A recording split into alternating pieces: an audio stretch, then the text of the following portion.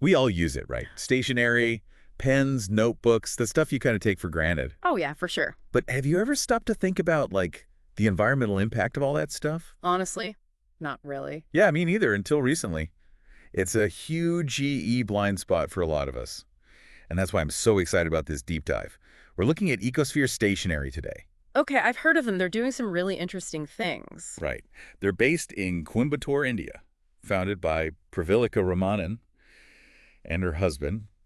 And they're basically trying to reinvent the whole idea of eco-conscious stationery. From what I've seen, it goes way beyond just stationery, though, doesn't it? Yeah, exactly. Like, they've got this whole range of, what do they call it, FMCG? Fast-moving consumer goods. Right, FMCG. Yeah. So stuff you use every day. Plus, they organize these zero-waste events, and they've got a big push to reduce bag waste with their, #bags initiative. Yeah, the #bags initiative. Pretty cool stuff. It really seems like they're coming at this problem from all these different angles. Yeah. But before we get too far into that, maybe, step back for a sec. What's the core issue that Ecosphere is trying to address? Well, think about it this way. Traditional stationery, a lot of it, it's made with single-use plastics, materials that can't be recycled. All of that ends up as waste. Mountains of it. Right, it's easy to forget about the environmental footprint of something as small as a pen. Exactly. And Ecosphere is taking, I'd say, a pretty radical approach, but in a good way, They're completely dedicated to making their entire stationery line 100% eco-friendly. Wow, 100%. Okay, so how do they pull that off? What's different about their approach? So this is where it gets really interesting, okay?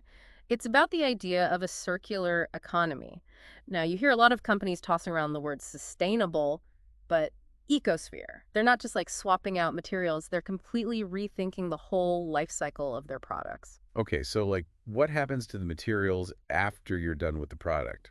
Exactly. Can they be reused, repurposed? It's a whole new way of thinking about stationery. So the design process, from the very beginning, it takes the ND of the product's life into account. Exactly. And you see that reflected in their products, like their recycled paper notebooks. Those are one of their kind of flagship products, right? Yeah. They really show off what's possible with recycled materials. Yeah, those are cool.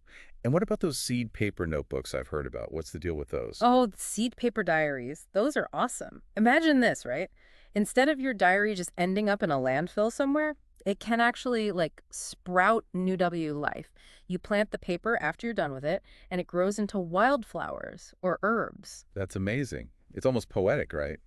Talk about closing the loop. Right. What other innovative materials are they using, though? I think people would want to hear about that. Yeah, for sure. So what else? Well, they've got these bamboo pens. Super cool. Bamboo is a renewable resource. It grows so fast, it's a much better choice than plastic. Plus, they even have diaries with recycled cork covers. So they're proving that eco-friendly doesn't have to mean boring or ugly. Yeah, exactly. It's about style and sustainability. And it's not just notebooks and pens either, right? Yeah. They've got a whole bunch of other products. Yeah, totally. They're not limiting themselves at all. To give you an idea, they even have bamboo toothbrushes. Wow, bamboo toothbrushes. Yep. So they're really committed to this broader mission of sustainability. It's not just about stationery. It's about a whole way of life. It's got to be a challenge, though, right? Sourcing these sustainable materials, keeping the prices reasonable, how do they make it work? Huge challenges, definitely. For any new company trying to be truly sustainable. Just finding reliable suppliers for these materials, that's tough. And then there's the cost, right? People think eco-friendly means expensive, so you got to convince them to make the switch. So has the market responded? Are people buying it?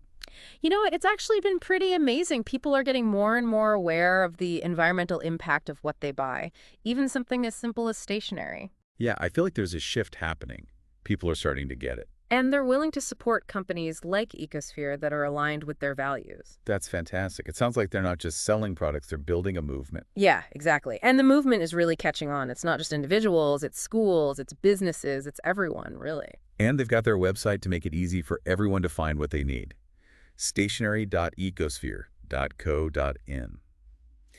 But, it makes me think, what does Ecosphere's success say about the bigger picture? It tells us a few things, I think. For one, consumers are waking up. They're realizing that their choices matter, even down to something as small as a pen or a notebook. It all adds up, right? Exactly. And secondly, it proves that sustainability can actually be profitable. Ecosphere is a great example of a business model that prioritizes eco-conscious practices and is successful. And finally, it shows the power of innovation. They're not just using the same old sustainable materials, they're constantly researching and developing new ones. And their commitment to the UN Sustainable Development Goals.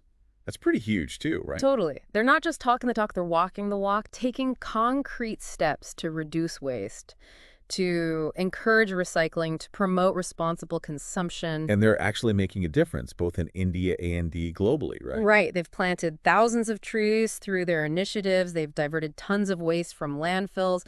They're having a real impact. It's inspiring, really. I mean, it's just stationary, right? Yeah. But they're showing that even a company focused on something that simple can make a real difference in the world. Yeah, it goes back to that circular economy idea. When you Right. think about the whole life cycle of a product, when you prioritize sustainability at every step of the way, well, you can create a system that's good for the planet and good for business. So as we wrap up our deep dive into Ecosphere, I'm left thinking, if they can make this kind of impact just by rethinking something as ordinary as stationery, what other possibilities are there? What other small changes can W make in our own lives that might have a bigger impact than we realize? It's definitely worth considering. I really encourage everyone listening to check out Ecosphere's website, Yeah. see what they're all about. Maybe even think about making some more eco-conscious choices when you buy stationery. It might seem like a tiny step, but all those small steps, they can add up to something huge.